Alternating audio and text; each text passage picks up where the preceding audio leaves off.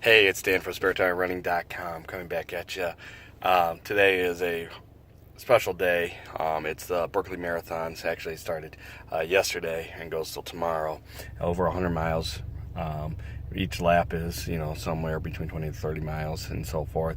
You never know the full distance because you're not allowed to have GPSs out there and so forth. And Gary Robbins is out there again for his third straight year trying to finish these 5 laps. First year he came couple laps shorts. Last year he was 6 seconds and coming in the wrong way. It's not just a regular race where you're running. It's a race where you have to know how to read a map. It's a race that you have to collect pages from different books. It's a race where in the last lap you have nobody with you because each person's going to a different direction. So it's a race that takes a lot out of you. You have certain time limits for each lap to get completed. Not many people finish this race at all. We've been lucky for the last few years. We've had finishers each year, but I think still the average finisher for this race is under 1 a year. So it's an amazing race. It's hard. The weather was really bad yesterday I've been following on Twitter and trying to keep up as much information as possible. At the time of this recording, there are most of them that are still running are in their third lap, and if I remember correctly, they got to 6 o'clock, I think 6:30 or something like that, to finish the lap today, and then to finish the entire race, so that would be 2 more laps, is by 9:30 tomorrow night, Eastern time zone. I believe if I did my math right and what people said on Twitter is correct, that's where we're at. So even if you just tried and you only got 1 lap, maybe you didn't even finish that first lap. These people are heroes in my book. These people are amazing. Just the preparation that it would take and the mindset, and that's probably what really gets most of these runners, is not just necessarily the distance or the terrain. If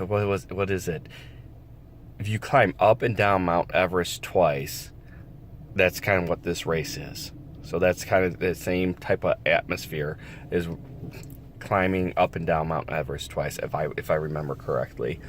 So you're talking about people that have to be in shape, people that have to have that mental toughness, and that's what breaks most of these people is nutrition and mental toughness, because you're running 3 days straight almost, and with limited sleep, and you have your crew, but your crew only can help you when you finish a lap.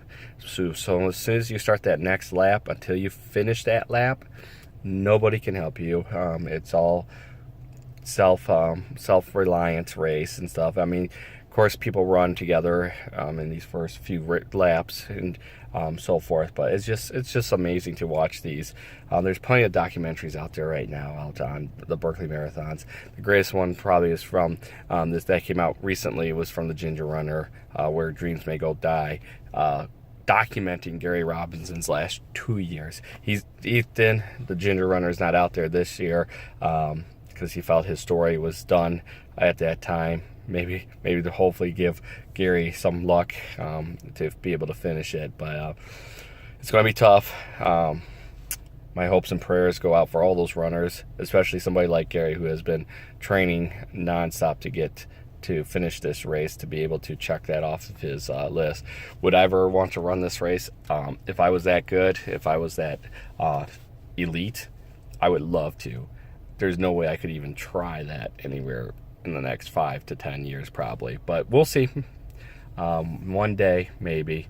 You never say never say no, because if you get that chance or the opportunity, it's a once in a lifetime thing, and you have to take it by the strings of your shoes and go forth. I'm going to go hit the gym now. I'm slowly getting back into everything. Like last video was the first time back. I'm slowly getting back into it.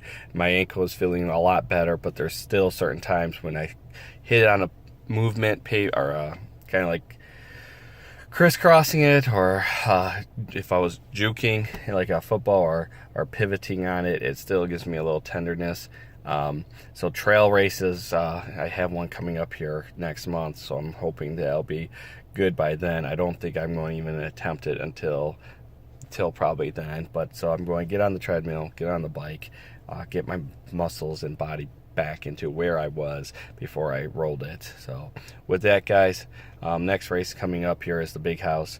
My boy Aiden and I are going to be running it. Tommy might be walking it. Yeah, he doesn't want to miss it. Not sure what Ryan's doing, but every step counts.